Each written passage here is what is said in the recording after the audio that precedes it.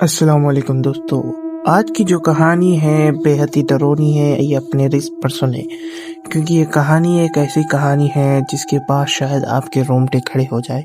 تو میری ادباً گزارش ہے آپ سبھی لوگوں سے، ایئر فونس لگا لیجئے اور لائٹس آف کر دیجئے۔ اگر رات کے وقت آپ کو ڈر لگتا ہے تو پلیز یہ کہانی مت سنیے۔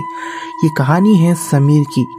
اس میں یہ سمیر لکھتے ہیں کہ ان کے ساتھ ایک ایسا واقعہ ہو گیا جو زندگی کا شاید اتنا بھیانک اور آخری واقعہ تھا، کیونکہ وہ لکھتے ہیں وہ پیشے سے جو ہے ایک ٹرک ڈرائیور ہے۔ وہ کہتے ہیں کہ میں ایسے ہی ہمیشہ کی طرح جو ہے ٹرک چلا رہا تھا ہائی وے پہ۔ اس دن میرے ساتھ کوئی نہیں تھا، یعنی کہ ایک ڈرائیور کے ساتھ ایک اور ایک ساتھی ہوتا ہے، لیکن اس دن وہ ساتھی نہیں تھا اور انہیں جانا تھا کچھ سامان لے کر بہت دور۔ تو ویسے ہی حال فی الحال میں ہی وہ جلد بازی میں نکل پڑے، لیکن انہیں کیا پتا تھا کہ یہ رات ان کے لیے خوفناک ہوگی۔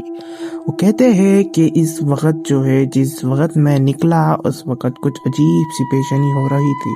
انہوں نے سوچا شاید یہ موسم کی تبدیلی ہے۔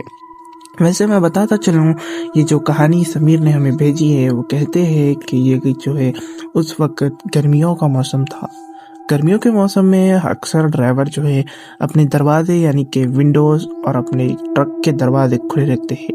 جو لوگ ٹرک ڈرائیور ہے وہ اچھے سے جانتے ہیں، اس طریقے سے جس کے پاس ٹرکس ہے یا لاریز ہے وہ اچھے سے جانتے ہیں کہ ان کے ساتھ جو ہے کیا ہوتا ہے، وہ لوگ گرمی میں کیسے رہتے ہیں۔ تو اسی طریقے سے کھلا رکھ کر جو ہے آدھی رات کو جو ہے رات کے دن میں ان کے پیچھے جو ہے آ کر کوئی بیٹھا ہے اور گھرانے کی آواز آ رہی ہے، جیسے ایک پاگل کتا جو ہے گھراتا ہے۔ جب انہوں نے پیچھے مڑ کر دیکھا تو کوئی نہیں تھا۔ پھر وہ اسی طریقے سے آگے بڑھتے گئے۔ پھر ان کے ساتھ ایک ایسا واقعہ ہو گیا کہ وہ اپنے ہوش کھو بیٹھے، کیونکہ وہ دیکھتے ہیں کہ ان کے پیچھے سے کوئی شخص اچانک سے سامنے آ گیا اور وہ شیشے کے سامنے آ کر جو ہے غراتا ہوا الٹا لٹک گیا، یعنی کہ اس کے منہ سے خون جا رہا تھا۔ وہ شخص ایسے دیکھ رہا تھا کہ ان کی جان لے جا۔ وہ لکھتے ہیں کہ میری گھبراہٹ کے مارے میری تو جان نکلی جا رہی تھی۔ ایک تو اوپر سے دروازے کھلے، میں بھاگ نہیں سکتا، جنگل کا راستہ، دوسری چیز کہ یہاں دور دور تک نہ بندہ نہ بندے کی ذات، کوئی نہیں سوائے میرے اور میں اکیلا۔ اب میں کروں تو کروں کیا کروں؟ اس سچویشن میں وہ اتنے پریشان ہو گئے۔ پہلے انہوں نے فٹافٹ سے اپنے رائٹ سائڈ کا دروازہ ڈور کلوز کیا، جو ہے ایک طریقے سے وہاں پر جو ہے گھر یعنی کہ جو لوری تھی، جو ٹرک تھا، اس کے اوپر جو ہے وہ لوگ جو ہے ناچ رہے تھے۔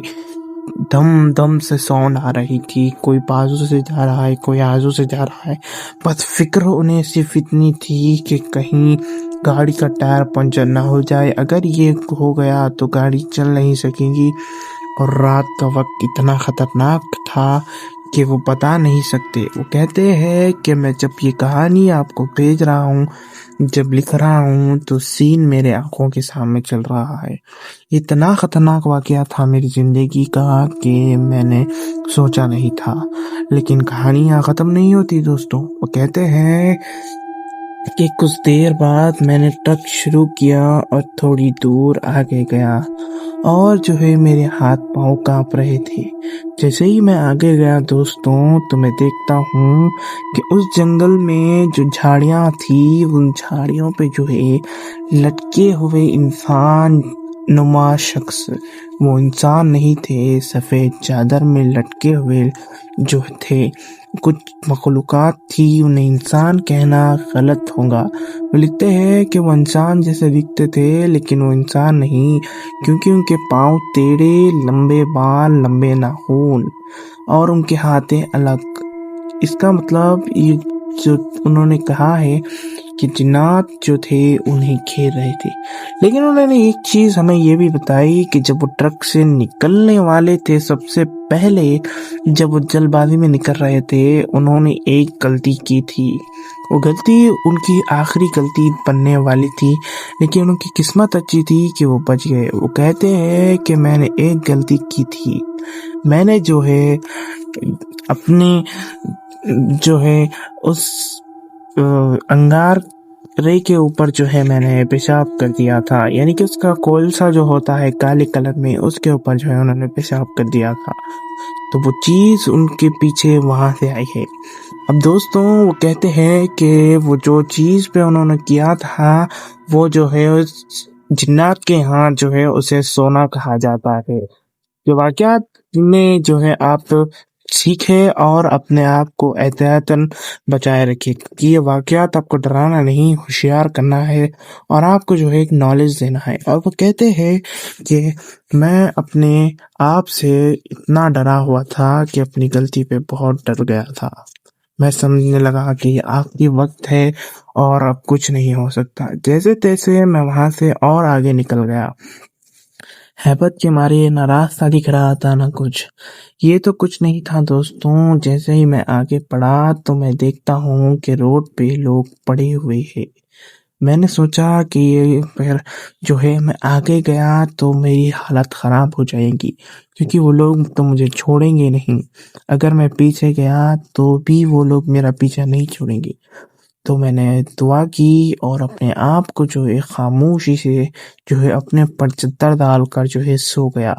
بیچ راستے میں ایسے ہی صبح ہو گئی۔ صبح ہوئی تو جب دوسرے ٹرک والے آئے، کہنے لگے کہ بھائی سائڈ میں لگاؤ، ایسے آدھی رات کو بیچ راستے میں کیوں لگا کر سو گئے ہو، آنے جانے والوں کو پریشانی ہوتی ہے۔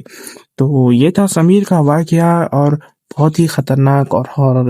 اگر آپ کو اس سے کچھ سیکھ یا پسند آئی ہو سٹوری تو پلیز ہمارے چینل کو سبسکرائب کیجیے گا، اور ملتا ہوں میں آپ کو اگلی ہارر سٹوری میں، اور اس سے بہترین سٹوری لانے کی کوشش کروں گا۔